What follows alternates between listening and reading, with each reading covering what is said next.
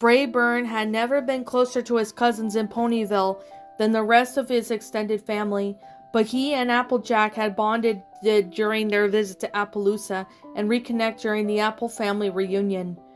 She was a hard worker, and he could respect that, but she was also fun edge of dry humor sometimes went over his head, but which he could generally appreciate. He liked her better than a lot of his other relations, so when he got this news that she had been found injured in the desert, he wasted no time in following the buffalo messenger back to their encampment. Little Strongheart met him with irony, even though Chief Thunderhooves and the mayor were technically leaders of their respective communities. Brayburn and Little Strongheart had helped to work out a lot of the trade land agreements, so they knew each other as well as any pony in Buffalo to these parts. If not better than most, their acquaintance had become friendship based on honesty and respect, so he knew Little Strongheart wouldn't lie to him or even spare him his feelings. Their expression filled him with dread. "Where are they?" he panted. She gestured with her head. "This way." "Is it bad? Is she awake? Your messenger wasn't exactly generous with the details." Brayburn trotted up to keep up, even though his mad gallop had left him winded. "Little Strongheart? I might think it might be better if you see it for yourself." "Why? Don't leave me hanging like the last crab apple on the tree, Little Strongheart." "In here." She had led him to an especially large tent embroidered with thread designs. The shapes might have been words or just pretty patterns. Once or twice Little Strongheart had tried to teach Brayburn the written language of Buffalo, but it was deceptively simplistic, even while it had one of the dozen letters on combinations that didn't always add up towards the word of way of ponies thought of them as they were. Brayburn had tried his hardest, but it was like trying to catch a fish in a net made from tissue paper. Sooner or later everything fell through in a tangled mess, and he had to start all over again. "This is the Medicine Bull's tent," Little Strongheart explained, "but there's too many sick ponies, we couldn't fit them all, so some of them are in my father's as well." She pointed at another large tent. Though it was smaller than the Medicine Bull's, it was decorated with stylized lightning bolts cracking down from the menacing black clouds. Brayburn nodded. "Which one is Applejack in?" He cared about the other ponies, of course, but his cousin was his primary concern. "In here." Little Strongheart held aside a flap of Chief Thunderhoof's tent and followed him through. Inside it smelled of sweet smoke, like someone had been burning herbs and apples. Given how fond Chief Thunderhooves was of Appaloosa apple pies, it was probably acceptable. 6 bedrolls had been squeezed side by side into the darkened space, each one contained with the unconscious pony. Brayburn recognized only 2 faces. They were unicorns except one. He recognized one white mare who had come to Appaloosa with Applejack. She was next to the last bedroll on the left, and there lay a single earth pony. Beside her was battered, but still intact, that was nearly identical to his own.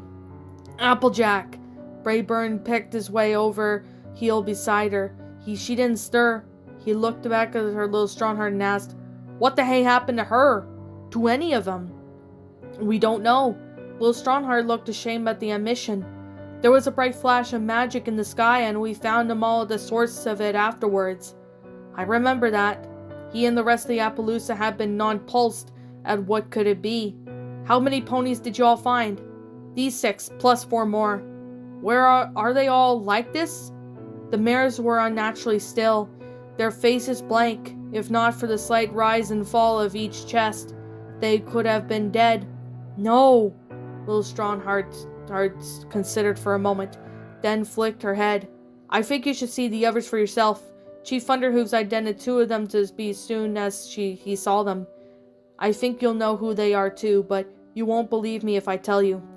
Brayburn was reluctant to leave his cousin, but doubtfully followed his friend to the Medicine Bull's tent. He had placed only one hoof on the threshold when he froze, his heart momentarily launching out of his chest to clang between his ears. His head throbbed. It couldn't be. It was impossible. And yet here they were, Princess Celestia and Princess Luna, also in bedrolls, while an elderly bull buffalo shuffled between them. The buffalo looked frail, but ministered the two royal ponies with certainty of movement that bespoke of years of dealing with medical crises. His experience was touch and cold comfort to Brayburn. "Don't you just stand here and gape," the old bull snapped. "Neither come in or out, but close the flap." Brayburn and Little Strongheart scuttled inside, where Brayburn considerated his body to avoid stepping on another two ponies. He had been hypnotized by Celestia and Luna and he hadn't noticed them at first. The princesses were much larger than average ponies, so it took up a lot more room. Alongside them, Twilight Sparkle and another unicorn Brayburn didn't recognize seemed smaller than usual, or maybe that was down sorry state that they were in. The two were unconscious as the rest, although their expressions were far from peaceful. Twilight was particular in looking like she was in terrible pain. A young buffalo cow, only slightly older than the Little Strongheart, dabbed at her open mouth with a tongue and a damp cloth as her raspy breathing dried out her throat. "What happened to them?" Brayburn whispered in horror. "Who are you?" the old bull snapped irritably. What need I have to answer your questions?" "Peace, Laughing Creek." The Little Strongheart stood beside Brayburn, drawing the bull's attention to her instead. "This is Brayburn." "An Appaloosian?" The bull eyeballed Brayburn with a mixture of hostility and suspicion. His name was ridiculous. His wrinkled face looked like he hadn't smiled in years, and looked like he might shatter completely if he had laughed. Little Strongheart nodded without an apology. "He is an invited guest of Chief Thunderhooves. He has come from Appaloosa to see the ponies who fell from the sky." "Fell from the sky?" the bull echoed. "Appeared out of thin air would be more accurate description. As near as I can tell," he went on, speaking to Brayburn on how his presence had been endorsed, even though his tone remained hostile. "They are still suffering from kind of magical backlash." He nodded at Twilight and then the other unicorn. "Although I haven't seen much sickness precious few times before, my grandfather wrote this extensively of his work and signs and are listed in his journals. During this time, our herd has moved here often than it does now, and he has so many strange things, including feats of pony magic that made him wish buffaloes could also grow horns on their foreheads. He was an odd one. My grandfather?" Laughing Creek shook his head, as if to disperse his own thoughts. "These two, on the other hoof," he pointed at Celestia and Luna, "I believe have been poisoned." "Some pony poisoned the princesses?" Brayburn was aghast. The bull nodded. "Which would account for the unnaturally long daylight hours, I believe. Yes, I know the identities of my patients. I'm old, not stupid. I also know this mare was the one who cast a spell to bring them all here." He jabbed the hoof at Twilight. Brayburn looked down at her contorted face. "All of them?" Laughing Creek nodded. "All of them." His tone communicated as the way he knew how big a feat this was. "A teleportation spell for 10 ponies, including 2 alicorns? The amount of magic necessary for such a thing boggled the mind. Brayburn hadn't known how much about magic except what he had learned in school and from what unicorn friends getting their own cutie marks when he was a colt. He knew what he did made him stare in wonder at Twilight. Some ponies so small summoning using so much magical energy should have been impossible.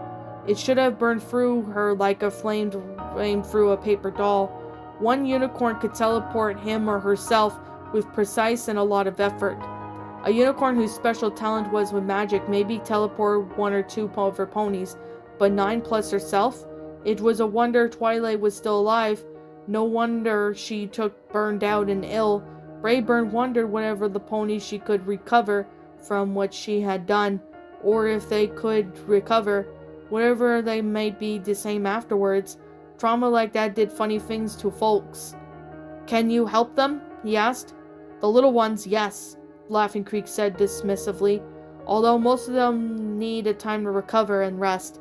The less of a magic pony welds, as the less are infected by the backlash, which means the earth pony will wake first in my opinion." The tightness in Brayburn's chest eased a little. What about Twilight and the princesses? These 2 unicorns were chosen to remain in the tent because they were the most powerful of the group. The purple one's power truly runs magic itself, and the pink one's to healing. This one is some ironic. The healers have all been struck with some affliction that their princesses require their help so gratefully. Brayburn was surprised. So all those unicorns are all healers?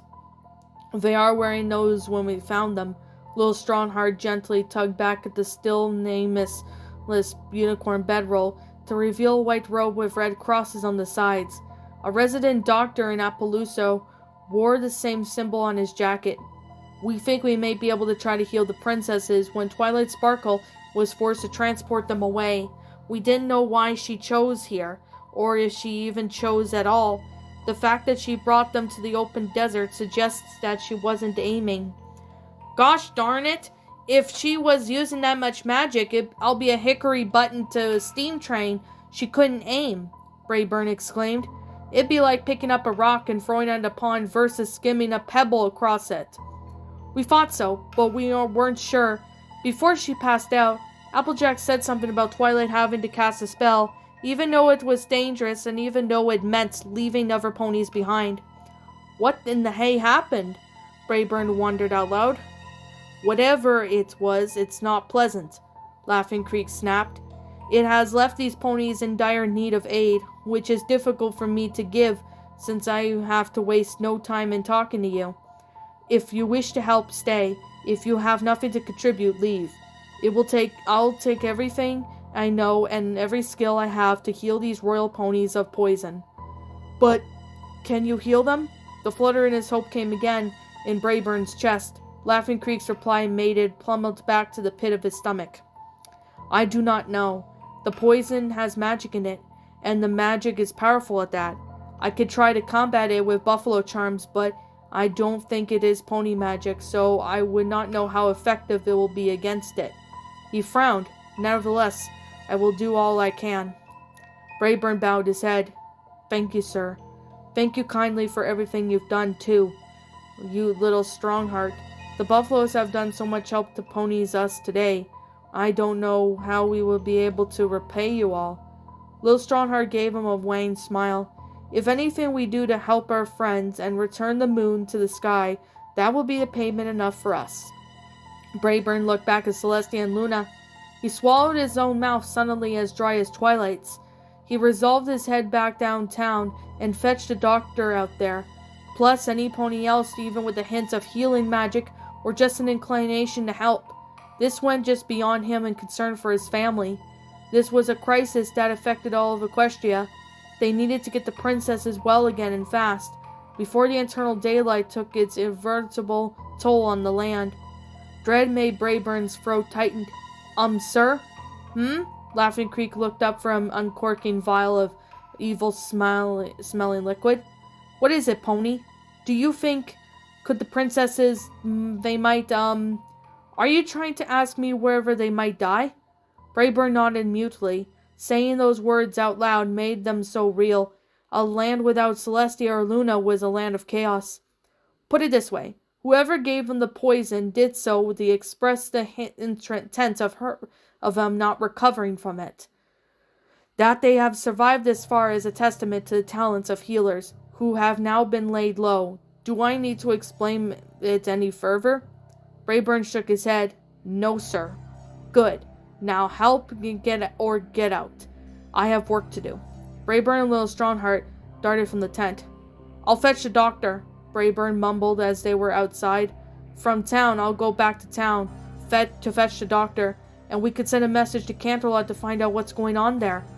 This ain't his pony feathers. He stamped his hooves in frustration. Little Strongheart laid a comforting hoof on his shoulder. You're shaken up. I will go back with you to Appaloosa and help you do what needs to be done. Brayburn gave her a smile as she wanted her own. A deep dread settled over above both of them, like a layer of dust settling over a disturbed attic. Thanks, partner. He looked past her feathers to tent. Could I just, Of course. Little Strongheart moved aside, allowing him to go back in. Brayburn once again picked his way over. The sick ponies had passed Buffalo Cow, who had crossed the way to tend them as well. He knelt down just to his forelegs, lowering his face to Applejack so he could murmur into her ear, and no pony else could hear. "I'll be back soon, cousin. You just hold on out there and get well, you hear?" She didn't move. "Pony feathers," Brayburn cursed under his breath. He half raised himself before, on a whim crouching down against to press a kiss on her forehead. He hadn't done to since he was a young colt stallion, but really more of a colt than she was a little filly in a diaper she used to give rides around Sweet Apple Acres when they were kids at the Apple family reunion. She still didn't stir, so he got to his hooves and hurried back out into the blazing sunshine. What's up, my pretties? It's the Lion Queen here. I want to appreciate you all for tuning into this video, and I do appreciate you guys supporting my video by giving this video likes and stuff. If you really enjoyed this video, be sure to leave a like, comment and subscribe if you're new, ring the bell for notifications to when I upload so that way you guys will get updated for whenever I upload. If you want to follow me on Twitter or DeviantArt, feel free to leave a follow on those if you are interested in following me on those socials. If you want to support my backup channel, known as Miss Dark Shigo, feel free to subscribe to it, as a link to that will also be in the About page section.